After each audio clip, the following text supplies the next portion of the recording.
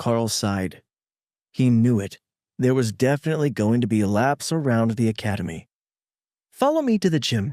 There will be a bunch of agility-type fighters there now, so your standards should be suitable for the equipment that is out. I will lead you through a basic routine today, and then we will set your baseline for improvement. Within the next month, I expect that you will be able to make the minimum awakened standard, but you have until the end of the semester before the official tests are done. So, most students take that long to make it to the awakened stage? Karl asked. That didn't sound so bad.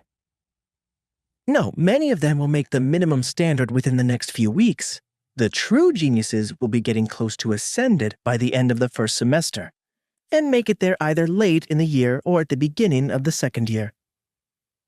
Just like that, Karl's dreams of easy days as an elite were crushed.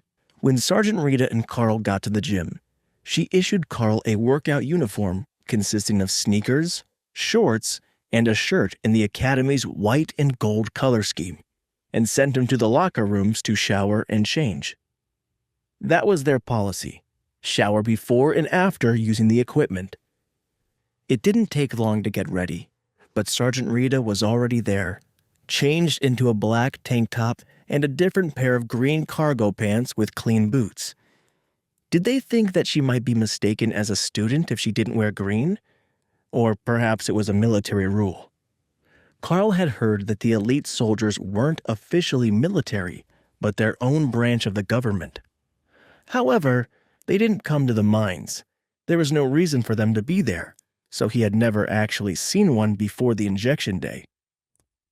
The agility-type warriors, as Sergeant Rita called this class, turned out to be almost entirely female. That made Karl wonder deeply about what sort of bias the mana injection had for the skills that it awakened in people, or what that said about his current physique.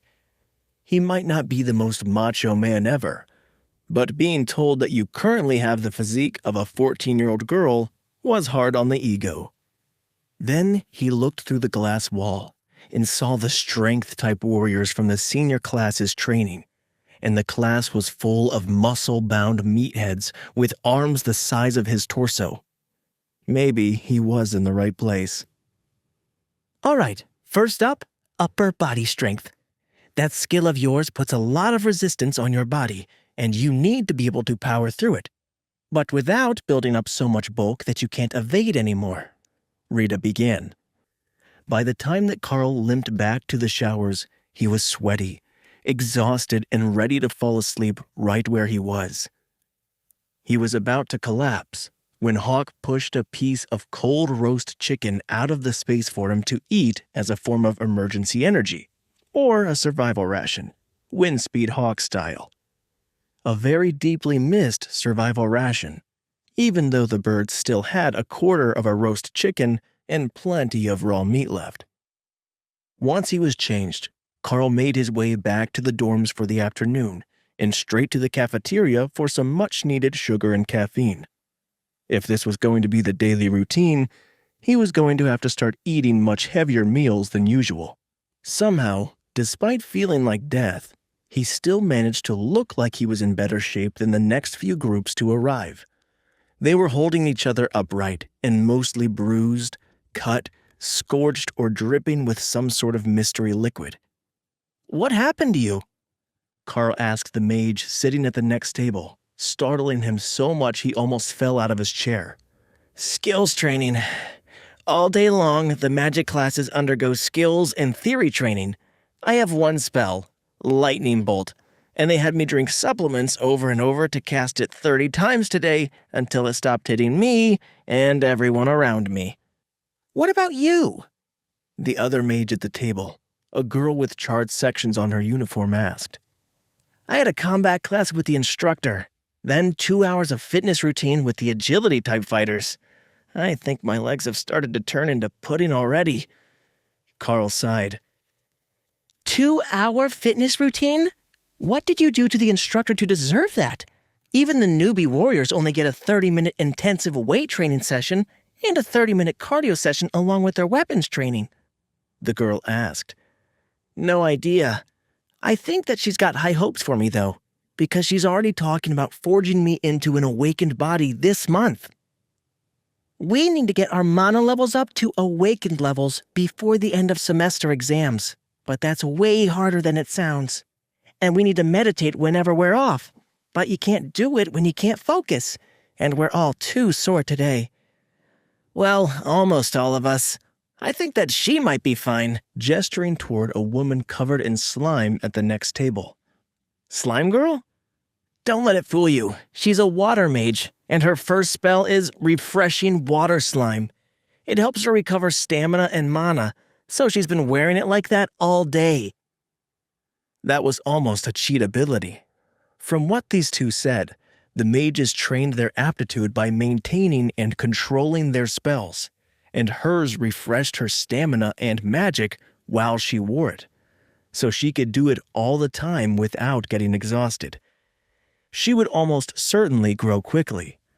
That was the sort of luck that a true protagonist should have, Karl decided. Slime! You can't even eat them! They just squish! Hawk had a point. Not only was he an excellent combat assistant, he was also edible. The students slowly made their way to their rooms, and Karl let Hawk sleep off his overindulgence while he lay in bed, too tired to sleep, but too sore to do anything else. He wasn't sure when that changed to blissful slumber, but he was very aware of his alarm going off the next morning, alerting him that he had 15 minutes before Sergeant Rita arrived. Karl took a quick shower and changed into his uniform before the sergeant was at his door, impatiently knocking and holding a breakfast tray in her other hand. You're running late, so I brought food. Let's go to the gazebo so you can eat while you study, she instructed. Once they sat down, Sergeant Rita took out a small stone and set it on the table. What do you think of this? She asked. Karl looked it over.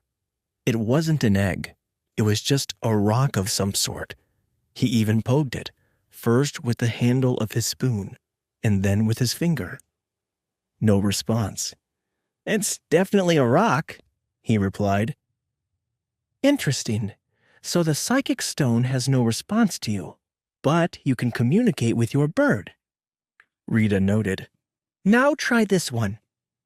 Again, Karl put his hand on the stone, tried to make it do something, but it was just a rock.